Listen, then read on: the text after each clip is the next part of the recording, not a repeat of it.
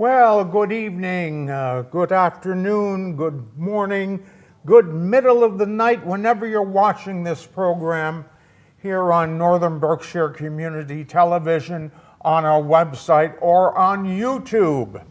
And welcome to another scintillating episode of Porch Talk. I, of course, am Paul W. Marino. Notice I almost said I'm Eugene Michaelenko, and this is my partner, Paul W. Marino. Good thing I didn't say that, huh?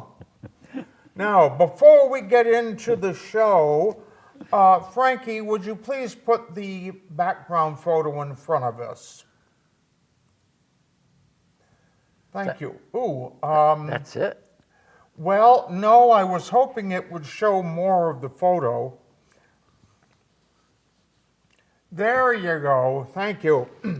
Now, this is, of course, a balloon launch here in North Adams.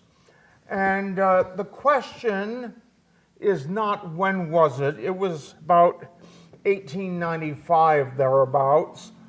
But the question is, where were the balloons being launched from? That is the question. Where were the balloons launched from? If you have an idea, even if it's just a wild guess, we're pretty wild ourselves. We'll take anything you give us. If you have an idea, even a wild guess, please give us a call at 664-4408. You missed the beginning there a little bit. Give us a call at 6... Oh, you want to do it again? Yes. Okay. 664-4408. Oh. We should practice that. Yes, we should. Rehearsal after the show. All right, so we were going to talk about the Hoosick Tunnel today.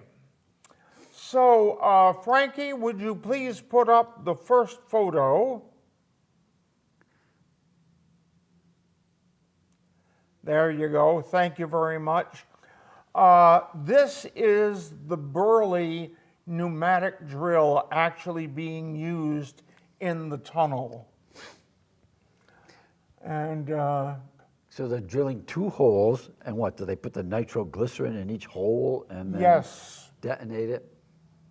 So they only did two holes at one time, right? Yeah. And of course, an interesting thing about this is, look at them, no eye protection, and their hats are fabric. Ooh. They weren't worried about dropping anything on their heads, hey? No, they were not. And the lower man looks like he's like 16 years old. They probably needed somebody short to operate the bottom. Yeah, and what they actually did was, they would either blast out the upper part first and then the lower part, or blast out the lower part first and then the upper part. Oh, two different detonations, not at Yes. the same time. I wonder how much, rock they got at each, explosion. Do you think they got? I have no idea, but I expect it was a good deal. Yeah. Before they started using the nitroglycerin, they were using black powder, gunpowder. Yeah. And when they were drilling at the east face, they were drilling into gneiss, which is not at all nice. Uh-huh. And so it could barely crack it. So they wouldn't get much out at all. And of course, once they started digging at the at the west end, they came upon a large deposit of what they called porridge stone. Right. It was rock so saturated with water, it had crumbled. And it was like shoveling water. Each shovelful weighed a ton, and no sooner did you lift the shovel, it came back together. And that's why the Western Portal has that brick face to it. Yes. Because they had to go and support it some more porridge stone Well, didn't fall on the track. what the Shanleys did was they started, now the original engineer, Herman Haupt, had deliberately started the west heading off kilter. And if you go up to the west portal today, and you go up the hill to the right of the track, you'll come across an opening that's collapsed. That was the original west heading. And the Shanleys were using that to get tunnel spoil out. But what they did was they started at the correct spot where the tunnel was supposed to be, and they would dig down from above, dig it out, drain it thoroughly, and then build a brick tube that went in. And then they'd hang a plumb bob, sight down the line, dig down again, drain that thoroughly, and then extend the brick tube until they found solid rock. And then they kept the tube going in there for, I think it was at least a half a mile. Oh, that long, wow. When you drive down South Church Street, it looks like, after that yellow house on the right-hand side, it looks like there's a big slag pile. What did they, do you know what the stuff they dug out, where they threw it? I do not know, but I expect those piles there are tunnel spoil. Most of the rock at the west end came out of the west shaft, which they sank. They sank a series of test shafts, and once they found where the water problem ran out, then they sank the west shaft and started digging in both directions from there. So there were some huge piles of tunnel spoil that got used eventually, leaving only one pile left. And if you don't know where it is, it looks like a normal hill. It's finally grown over. Now, West Shaft, would the West Shaft Road be named Yes. after that? Oh. Yeah, they would, yeah. And you can actually go up there. We've done this one already, so let's skip that. Now, this is the east portal, about 1911, and you can see the wires for the electrics going overhead. And off to the left there is what I used to think of as the original east portal, but it's not. That is where they tested the stone cutting machine. They cost 5 figures each, and they bought one for each end of the tunnel. That is where they tested it. I thought there was a situation where they had the misjudgment, a surveyor made a mistake and they started digging, and then they realized that they were going in the wrong direction and they had to recalculate and change the entrance. No, that's where they were testing the stone cutting machine. Okay. And the interesting thing is, the problem with that stone cutting machine was the materials it was made from.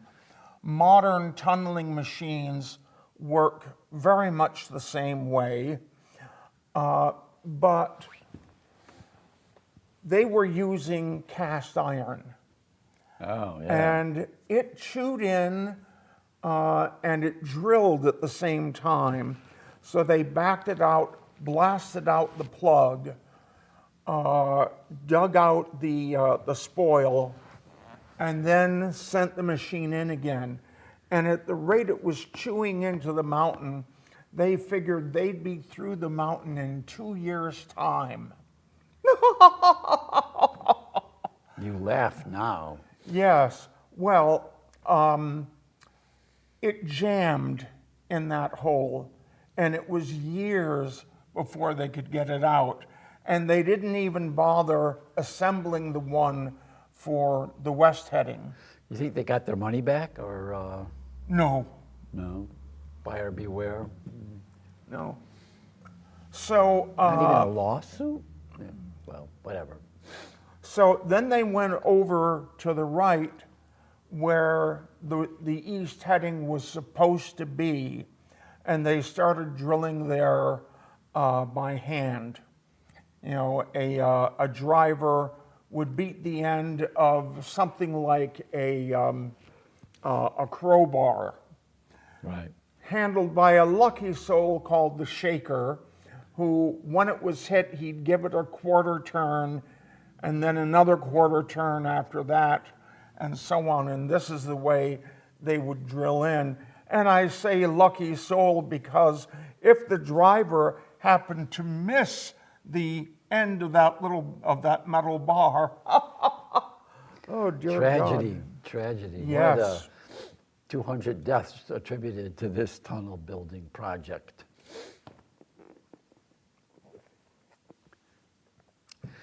The hills are pretty much clear. They clear cut the hills. There's no trees. You go up there now, there's trees everywhere. Well, that's partly because the state came in and reclaimed a lot of land for state forest. Don't forget that this was a farming area as well. But they must have cut the trees for heating or charcoal making or something. But That's they're true. definitely clear cut here. It looks like they're lucky they don't have a landslide if it was a bad rain. That was a problem in Adams. Mount Greylock was clear cut and just caused some serious flooding problems. Now, I wish I had the photos here, but I've seen a couple photos of the North Adams Public Library of what they did with the tunnel spoil at the east end. They used it for landscaping. Landscaping. Yeah, when what- you go there and you look down into the gorge, it looks like Mother Nature put in steep hills, but she didn't.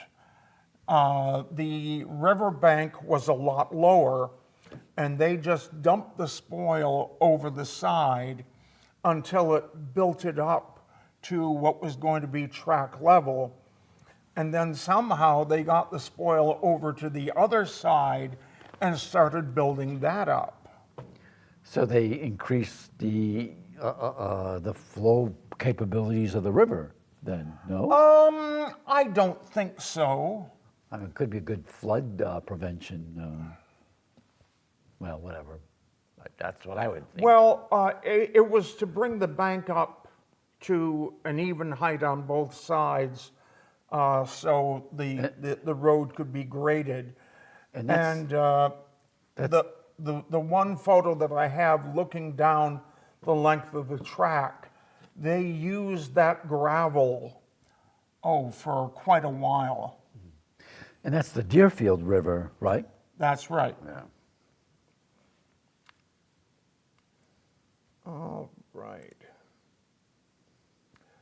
And if you get sick of listening to us babble on here, please don't be afraid to give us a call at 664-4408. But we're not going to stop babbling on, even if you do call. That's right.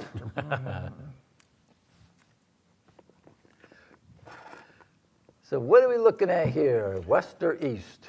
Looks like west. We are looking out the west portal, about 1911. And again, you can see the wires overhead for hauling the trains through. They used, in 1910, the tunnel was electrified. Someone must have undressed in front of it and shocked it enough. Yuck, yuck, yuck, yuck, yuck. And there's 2 tracks going through, so the That's trains right. must have been very narrow. Yeah, well, it was because the cars were lower then, and they could have one running in each direction. There probably was like a hair between the 2 of them, yeah. I should think so. I remember being on a train somewhere and they told you not to stick your head out. Well, when you go into the tunnel, which is not advisable because it is private property, but there are regular indentations where if you were working in the tunnel, you could go and stand there as a train went by and be reasonably safe. Now, another thing you can see here, you can't see it well on the left side, but you can on the right.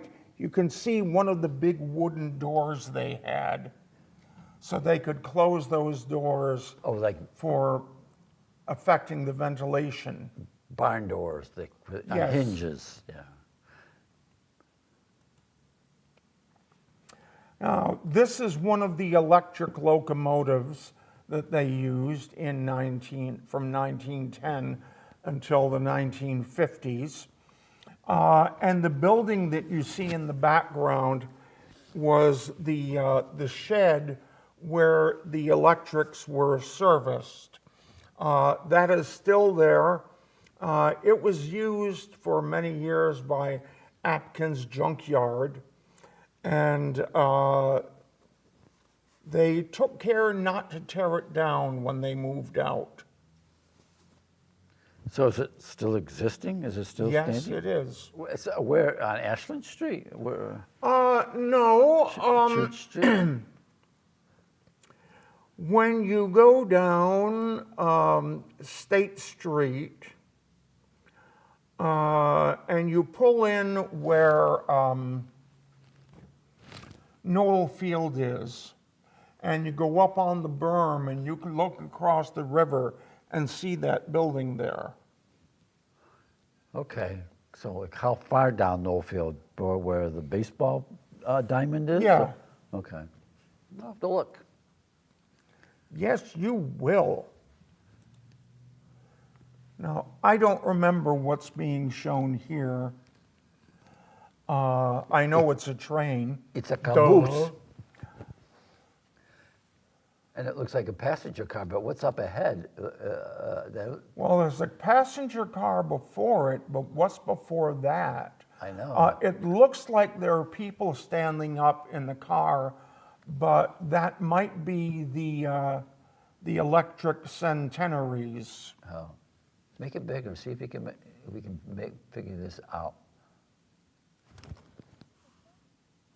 It almost looks like it's open cars. Oh. Hey. Yeah, make that menu go away. Yeah, it just looked like framework there. That's interesting. We need any railroad scholar out there can tell us what kind of car this is. All right, let's see here. And this is a train going, heading east into the tunnel, again, about 1911. So that smoke you see, the fire is actually banked in the engine. Really? Yeah.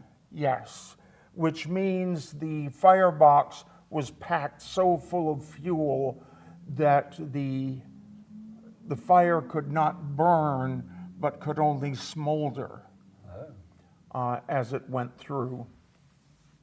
Nice white smoke as opposed to, because you get Yes. steam, but that's actually smoke. I usually think a wood fire would be a black smoke or gray smoke. Right. It's white smoke. They elected a pope. All right, this is 1910 when the centenaries were being installed. I don't know why they call them that, but these were what the wires connected to. going through the tunnel. So they're attached to the top of the tunnel. So these guys must be Yes. on some kind of scaffolding. It looks more like a high car. Oh, so they're probably on a car. Oh, that makes Yeah. sense. Yeah. And take a look at those wonderful crash helmets they have. Yeah. Looks like just to keep the soot from going down the back of their neck. Yeah, that's probably about all. Nice big wrench. Yeah, what's that? Now, this is one, I don't remember if I got this from you or not, but this is President McKinley leaving Adams. And I think you told me he was heading south. He'd have to be to catch the main train, the main track of the Boston Albany to get out of to head back to Washington D.C.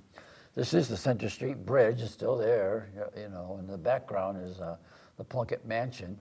The Plunkett Mansion was torn down in 1938, and the first Adams supermarket was put there in 48, and that burnt in 68. Oh my goodness. And then they built the what's now it was a Berkshire Bank and Trust Company that was relocated because of urban renewal. It used to be on Center Street, and then that went out of business. And the Federal Credit Union, the Berkshire, is that the name, Berkshire Federal Credit Union? Yeah. Yeah, they're there now. Goodness, Adams couldn't be happy about anything. No, not at all. Banks, banks, and banks. All right, here is the Mowbray nitroglycerin works. Probably while the tunnel was under construction. And of course, it's interesting that Mowbray was probably the world's leading authority on nitroglycerin at the time. And yet he came here thinking it was most stable at 90 degrees Fahrenheit. And I think I told you the story, the local legend. Yeah, we heard that last week, didn't we? Yeah. And then there was 2 weeks ago.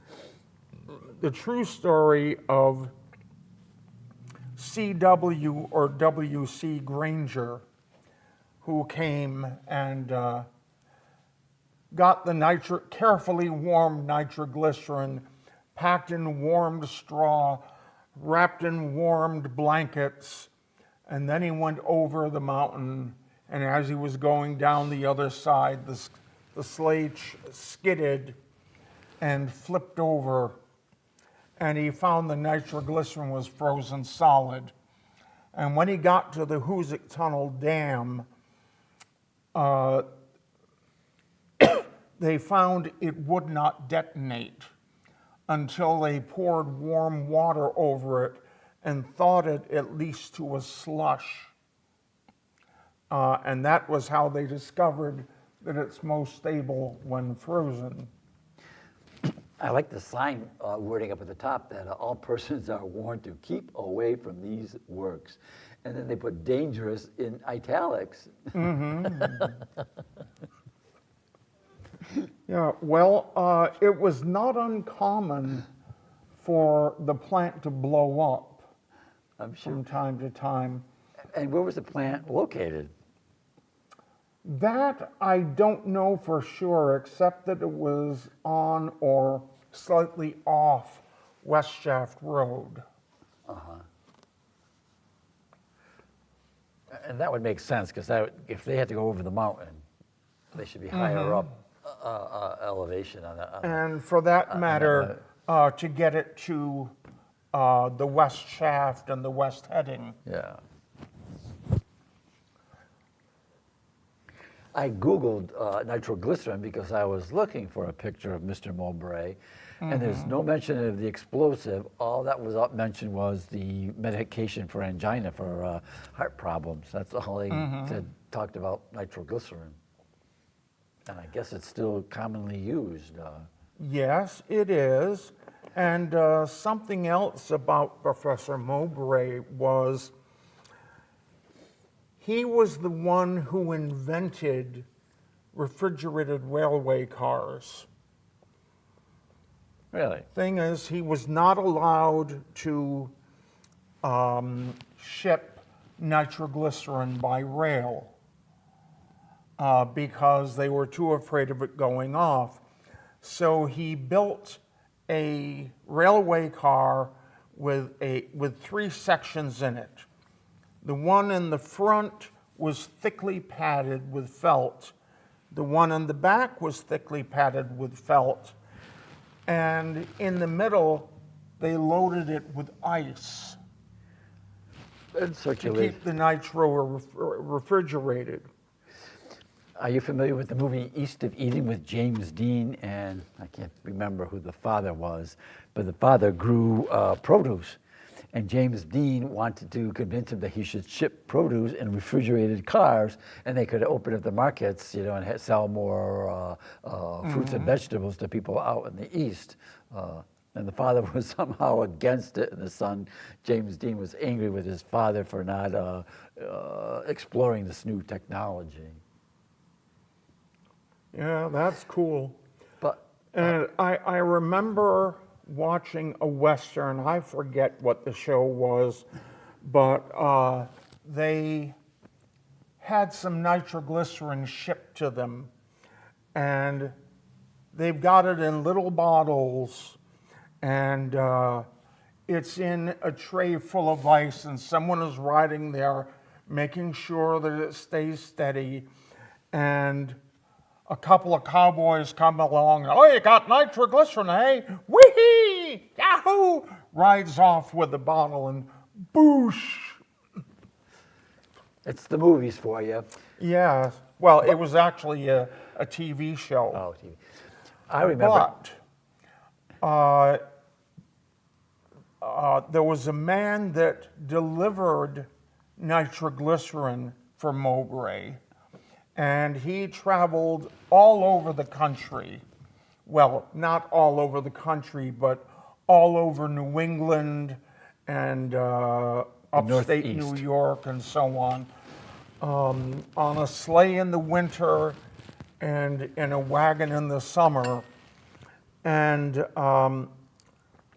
he tells a story about how he was going to meet a man with a couple of spring wagons, that is, they're mounted on springs, and his ice had melted, and he told the guy, listen, you better stop in a sawmill and get some sawdust to pack these in, because one of my cans is leaking. And the man said, well, you must be a jerk to be so afraid of this stuff. Well, I'm not afraid of it. He loaded the wagons, went on his way. As he was driving away after dropping the cans off, there was an explosion that killed his horse, and he was thrown out of the wagon, landed on a treetop. Ooh. Did he survive? Yes. And he tried suing Mowbray, and Mowbray sent this man down there to explain, well, I had warned him that one of my cans was leaking, and what he told him what he should do about it. And the guy refused to listen. And what had happened was some of the nitro leaked down to a hole in the deck, and it dripped one drop onto one of the springs.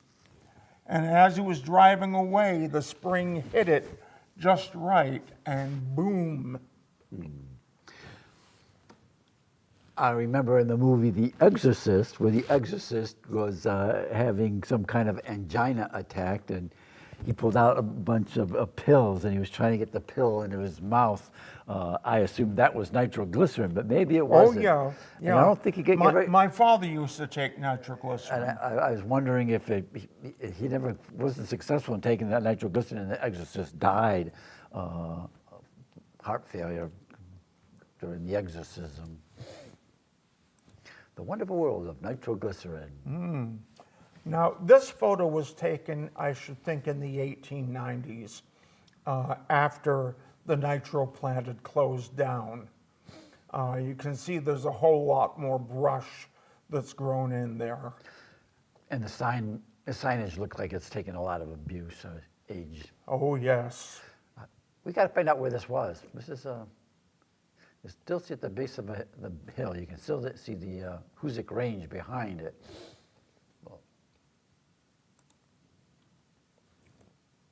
And again, this is a different view of the plant. And I recall reading a story in the newspaper that the plant had blown up and a man was killed, leaving a daughter of about 11 and a son of 8. And immediately, the Mowbrays took both children in. And the girl moved away later, but the boy stayed on for many years. I like this photograph because you can see people in the doorway. Happy workers. We're making explosives. Yeah. All right. Now, we might have done this one before, but it's still a neat photo. This is the North Adams Railroad Yard about, I think it was 1928. 27 was the big flood. Maybe earlier, yeah. But look at that car that's floated off the tracks. Didn't have enough weight in it, yeah. They must have had fun putting that back on the tracks. All right, this is another photo we've looked at earlier. What are the other ones? Yeah. But, New Revelation. no, I want to point out something in particular. Hey. You should use a wheel, yeah. Use it.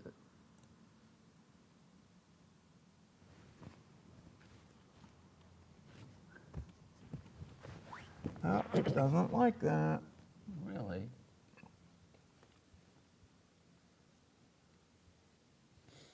So there's Okay. the state. I want to point out this big building on the left. You notice it's a wood frame building. That is where the Clark Wholesale Grocery Company was later on. But that is the Ballou House.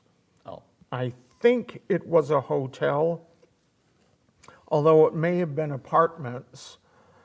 And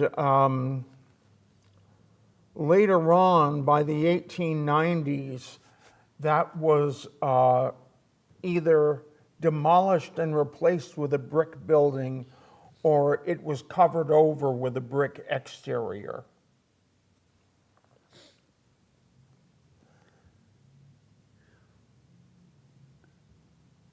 But as we come over here, this covered bridge is going into the railroad yard. And in fact, if you look in the foreground, you can see a train track that goes in there. right. So this would be going to where the train station was built afterwards? The big beautiful train I should think the station? train station, Union Depot, would be on the far right outside the picture. How would the trains get to it? They'd have to be on from this track, Well, no? Look in the foreground there. You can see a train there, and you can see tracks going back to that covered bridge. And beyond it, there are trains on more tracks. Okay. Because the pictures of the train station look like it's very close to all that other, those other buildings. Yeah. Well, I think you're right. This was before Union Depot because in the background here we have the small roundhouse. Right, so that Maybe call it a quarter roundhouse. so that big white roof that's there, that may have been the depot, the original depot at one time, and it was replaced. No, it's too close to the roundhouse. However,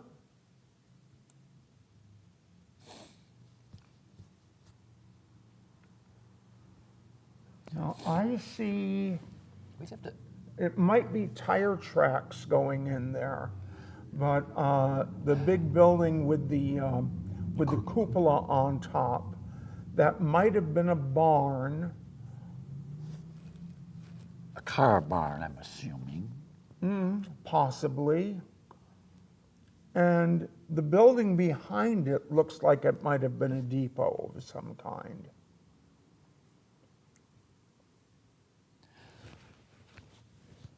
I think it looks like the Heritage State Park Museum, but with the trains, that would, because that would be on the other Yeah, side. that would be farther back, further to the left.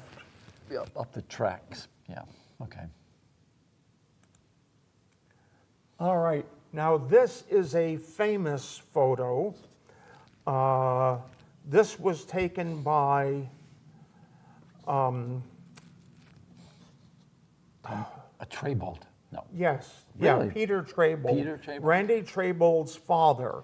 And Peter Traybold had a brother who was also a photographer. Yes, I just came across him recently. I think they were in business together. They had the But studio. what's going on here was, this is a time-lapse photo using sun reflecting off the snow outside the tunnel Yeah. to illuminate the interior. I was trying to figure out how they got it lit, because there's no other, they can't imagine them having a powerful enough light to light that place. And that would make sense. If it was time exposure, they could keep the camera lens open. And now, is this already electrified? Is that Yes. those centenaries, whatever you call them, hanging from the ceiling? Centenaries, yeah. Those are the cables overhead. And so, could this be the western portal or the eastern portal? The This western is the east portal. Okay, the western would have brick, and this is the east, so that would be carved rock. Well, actually, this has a stone portal as well now. Really? Yeah, a stone facade. Well, actually, the west portal has a stone facade as well.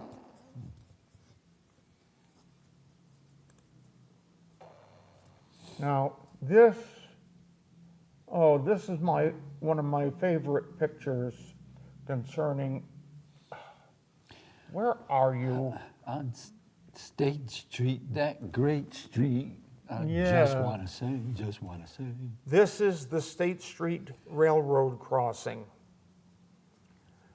And so the car that you see in the foreground came over the State Street Bridge, heading directly toward Main Street. And if you want to see, get an idea of what State Street was like, go to Heritage State Park and go under the modern bridge and turn so that you are facing south. You can see where the overpass comes down. Do a 180 and you're looking straight toward Main Street. Right down the original State Street to Main Street. And those rails to the left, that must be for streetcars. Yes. And this building in the background with the turret, that's the Mansion House Hotel. Strange. That must have been that must have been standing when I was alive, but I don't ever remember seeing it. Of course, it may have come down before I was able to sit up and take notice. And this is the railroad trestle, about 1911. And you can see Union Depot there to the left.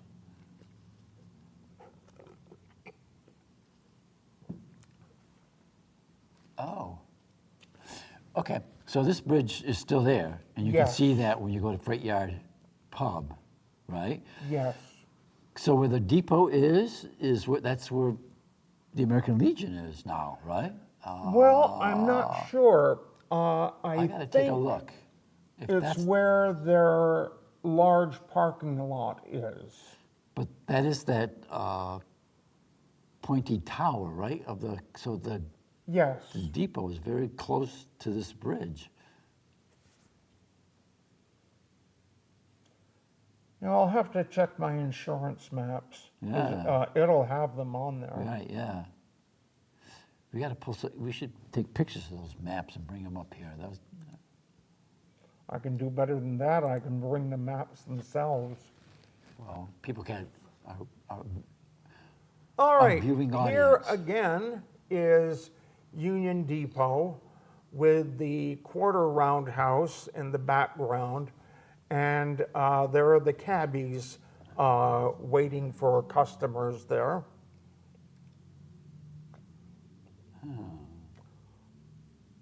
Ugh. Wonder why they chose to tear that building down. If they had saved that, it would have been a jewel. Well, I guess the railroad had pretty much died, and they figure you don't have a need for a train station, even though it was a beautiful one. Well, they could have put the American Legion in there. They never had a belief of reusing a building. That's true. Do you know when it was demolished? You have any memory of this? Well, let's see. The trains were still running in the 40s. I'm guessing the late 50s, early 60s. Yeah. I know the last passenger train went through Adams in 1953, but that's that branch, the trunk line there, the Pittsfield North Adams Railroad, but this is the major line that this is on. All right, this is the West Portal, about 1911, and there you can see the stone facade.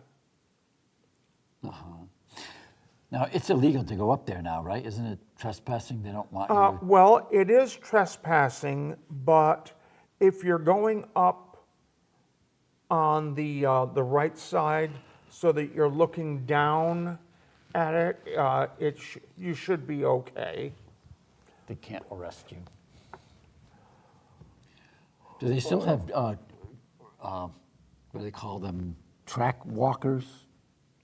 Do they still have those? I haven't seen those ever. Yeah. People who, they basically, what they monitored what was going on in the track and stopping anybody who might be trespassing. Well, when I was in high school, a friend of mine and I agreed to walk through the tunnel one night. I chickened out at the last minute.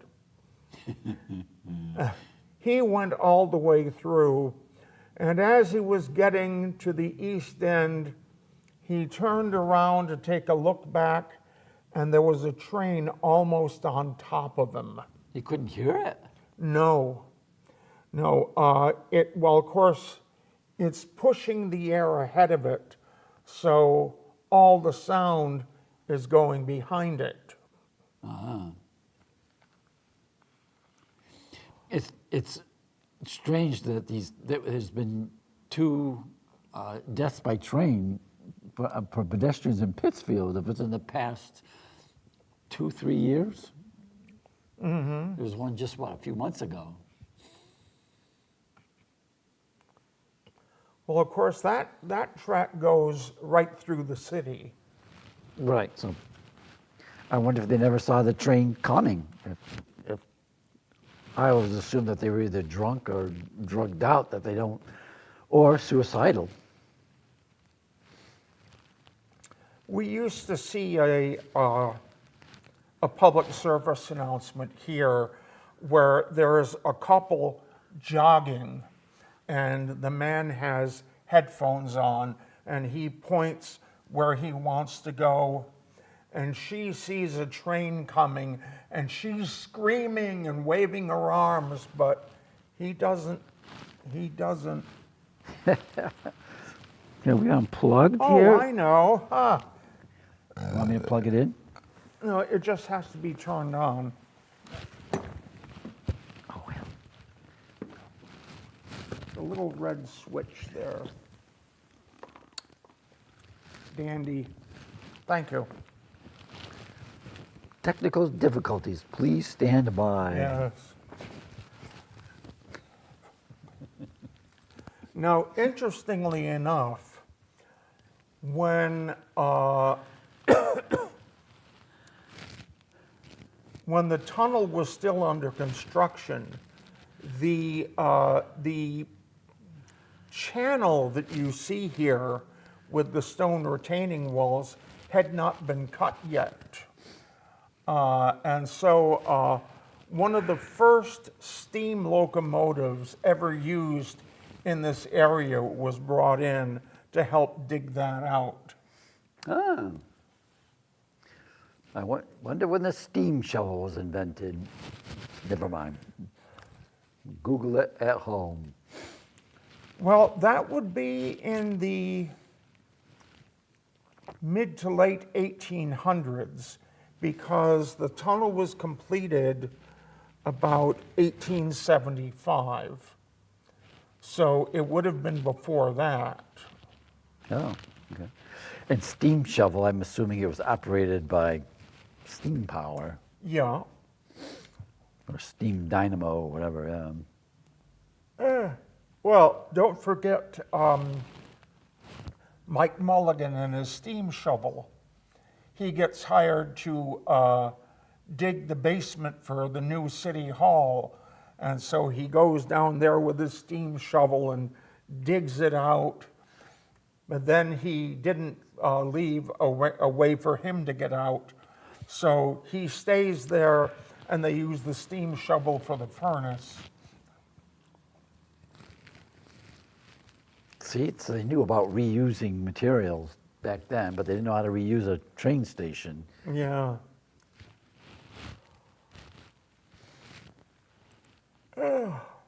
Now, this photo was taken, this is the elevator for the west shaft. And the next photo is one very much like this, except that it's starting down the shaft. And I have a story about the west shaft too. When I was doing my hillside walks, I would point out the stone of a man who died a hero's death. He was a blacksmith at the west shaft, and one day there was a fire, and he was running toward the burning building, hoping to rescue anyone who might be trapped inside. And the building blew up and it threw a piece of wood through his jugular. Oh. So he died a hero's death. However, there was someone else there who was also a hero. And he was a hero because he went and hid behind a shed. Now, I know what you're thinking. How could going and hiding behind a shed make him a hero? And you may ask that. I said you may ask, how does going and hiding behind a shed make him a hero? How does going behind a shed make him a hero, Paul? It's because he was holding two 50-pound cans of nitroglycerin. Oh, And that's before big. That would be a big running explosion. toward the building, the blacksmith told him, "You better go hide behind that shed over there," which he did, and it kept the disaster from becoming 100 times worse than it already was. So, now these people have surveying equipment. They're Yes. not going down there with a drill. So it's, No, they were going down there are to hang another plumb bob and sight down the line to determine where the guy in the middle. the next blast should go. The guy in the middle looked like he had a leather jacket, a leather coat. It was all shiny. Yeah, very likely. And these, of course, are drillers going down. And I had something else to say, and you drove it out of my head. Sorry. Thank you very much.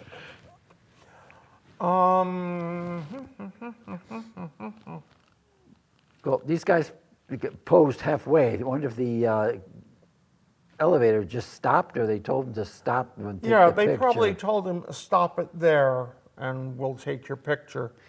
So there's railroad tracks going in. So is that where they would bring the ore up from the base? The tunnel spoil. They were Tunnel not spoil. mining for ore. Okay, spoil you call it. I keep forgetting. That's an interesting word used in this tunnel building.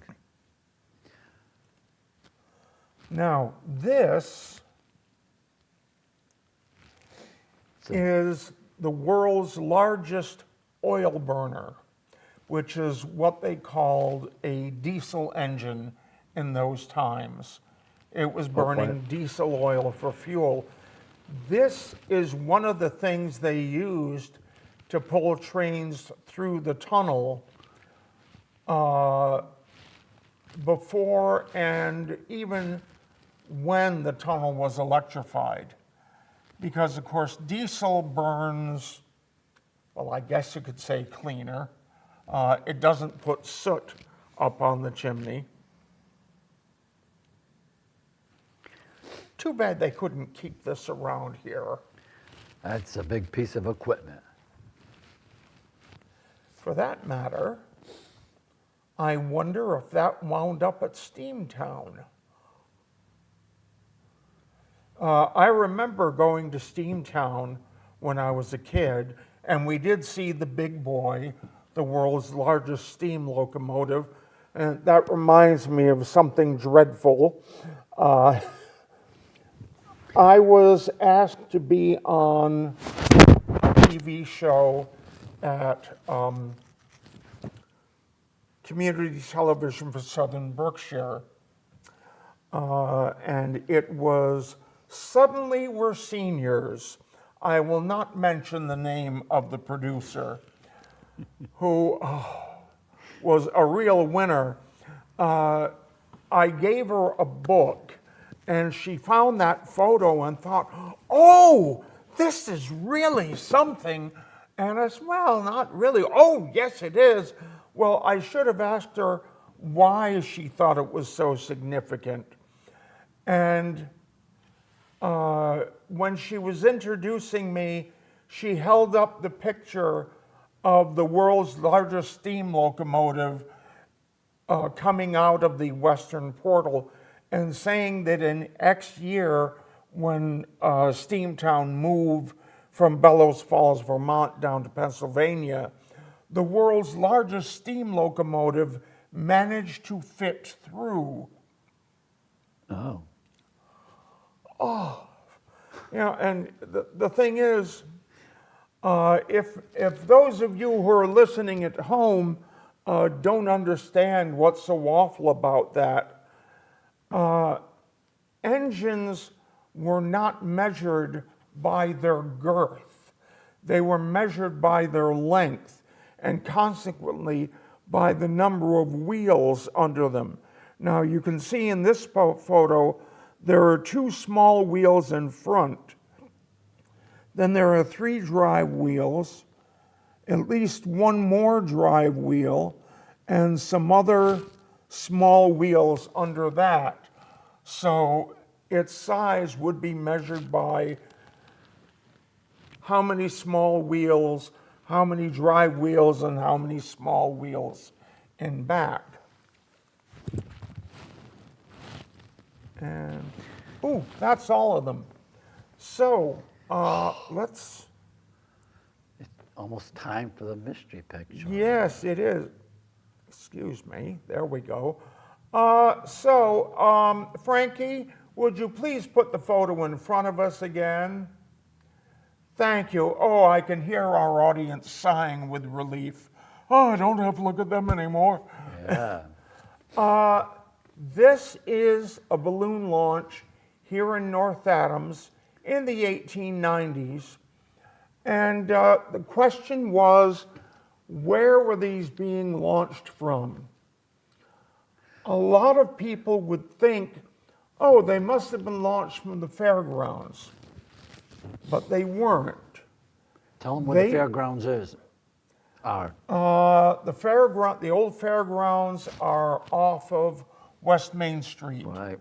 Go down to Fairgrounds Avenue, and that's where the entrance was. So if you look at this photo, you can see there's a gas house down below, and off to the left, there is a compression tank, you know, where Half they'd fill filled. it with gas, and it would go up to the top of the frame, So- and then when they started emptying it again, it would go down. And the reason they were launched from the gas works was because what was generated there, or at least stored there, was a lighter than air gas that was also extremely flammable. So they inflated the balloons with that gas, and this is where they launched from. Those balloons look huge. Yes, And they were. they're bigger than the balloons we use now. Oh, yes. And it held a little gondola under it that the people could stand in. I mean, they're like 4 times the size of the gas house. That's Now, when you were asking me where it was, when the Historical Society moved into Building 5A, one of the things they had was a little miniature exhibit of the balloons being launched. And it was put right next to their little diagram of the fairgrounds, thus suggesting that the balloons were launched from the fairgrounds, which is not at all true. And hey, we're out of time. So we are not going to be here 2 weeks from now. Eugene has somewhere else to be, so we're going to take that night off. But we will see you again the first Friday in May, which I believe will be the 2nd. okay. Yep. So, thank you all for watching.